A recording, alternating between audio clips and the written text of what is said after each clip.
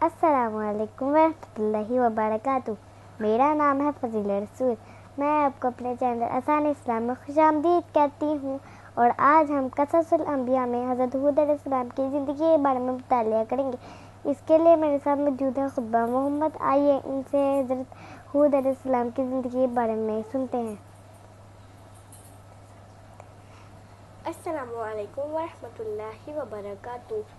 अल्लाह ताला ने हज़रत नूह अलैहिस्सलाम के बाद हज़रत हूद अलैहिस्सलाम को नबी बनाया। अल्लाह ताला ने हज़रत हूद अलैहिस्सलाम को जिस कौम की तरफ भेजा वो कौम बुत परस्ती करती थी, बदकारियाँ करती थी और तकब्बुर करती थी। कुरान पाक में उस कौम को कौमे आद के नाम से पुकारा गया है। कौमे आद की सेहत इतनी अच्छी थी, ना वो बूढ़े होते थे, ना उनको कोई बीमारी लगती थी, ना उनके दांत झड़ते थे, सिर्फ उनको मौत आती थी। रिवायत में आता है कौमे आद के जो लोग थे, जो लंबे कद का होता था वो 100 फुट का होता था और जो छोटे कद का होता था वो 70 फुट का होता था। तो कौमे आद अपने ताकत को गलत कामों में इस्तेमाल करती। उनकी ताकत का आप अंदाज़ा यहाँ से लगाएं कि पहाड़ पे जो बड़ी बड़ी चट्टानें पड़ी होती हैं वो एक बंदा वो चट्टान उठा लेता था। यहाँ पर 100 बंदे भी नहीं उठा सकते। जी नाज़रीन, आपने सुना कि कौमें आद कितनी ताकतवर थी। जो उनके कद थे वो 100 फुट के बुलंद होते थे, ना उनको बीमारी लगती थी, ना वो बूढ़े होते थे। हज़रत हूद अलैहिस्सलाम ने अपनी कौम को क्या तबलीग की, आइए इसके बारे में पूछते हैं। हज़रत हूद अलैहिस्सलाम ने अपनी कौम से कहा कि तुम बुतों की पूजा करना छोड़ दो, तुम अल्लाह की इबादत करो जिसने तुम्हें इतनी ताकत दी है।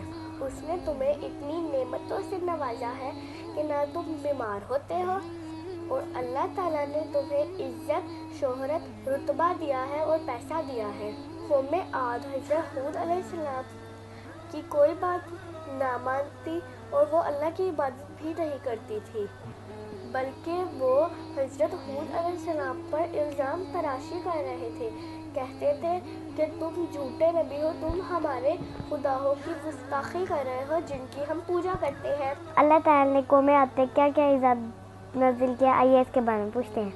अल्लाह ताला ने जब कौमे आद पर अज़ाब नाज़िल करने का फ़ैसला किया तो उन्होंने हज़रत हूद अलैहिस्सलाम को हुक्म दिया कि आप और जो आप पर ईमान लाए हैं वो ये इलाका छोड़कर चले जाएं और मैं इस कौम पर अज़ाब नाज़िल करूँगा।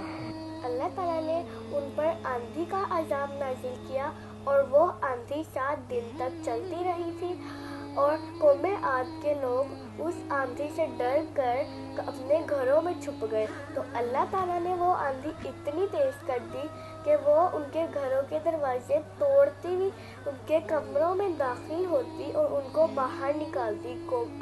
कौमे आद के लोगों को हवा आसमान में उठाती और नीचे पटक देती। तो इसी तरह कौमे आद पर अज़ाब नाज़िल हुआ और ये अज़ाब मुसलसल 7 दिन तक चलता रहा। अल्लाह ताला ने रेत और हवा को हुक्म दिया कि इनकी लाशों को महफूज कर लो ताकि आने वाली नस्लों के लिए ये इबरत की निशानी बने। रिवायत में आता है कि वो हवा हज़रत हूद अलैहिस्सलाम तक भी पहुंचती थी और जब वो हवा उनको लगती थी तो वो हवा बहुत मीठी और ठंडी हवा लगती थी, जैसे जन्नत की हवा हो। लेकिन वही हवा जो कौमे आद को लगती थी वो इतनी ठंडी होती थी कि उनके जिस्मों को चीरती हुई चली जाती। कौमे आद के बारे में हमारे नबी सल्लल्लाहु अलैहि वसल्लम की एक हदीस है, आइए उसके बारे में सुनते हैं। एक बार हमारे नबी हज़रत मोहम्मद सल्लल्लाहु अलैहि वसल्लम अपने सहाबा कराम को कौमे आद का किस्सा सुना रहे थे। अल्लाह ताला ने जब कौमे आद पर आंधी चलाई तो उस आंधी की हवा एक अंगूठी के निशान के बराबर थी। तो आपने सुना कि अल्लाह ताला ने ताकतवर को हवा के ज़रिए कैसे तबाह किया। अल्लाह ताला ने उनको आंधी का इज़ाब भेजा और उनको गर्क कर दिया। कौमे आद वो लोग थे जो ताकतवर थे और तकब्बुर करते थे। अल्लाह ताला ने उन पे थोड़ी सी हवा चलाई और वो इबरत का निशान बन गई। जी नाज़रीन, ये था कौमे आद का एक छोटा सा किस्सा। अगली वीडियो में हम قوم سمود کا قصہ سنیں گے. تب تک کے لیے ہمیں اجازت دیجیے. اپنا خیال رکھیے گا. اللہ حافظ.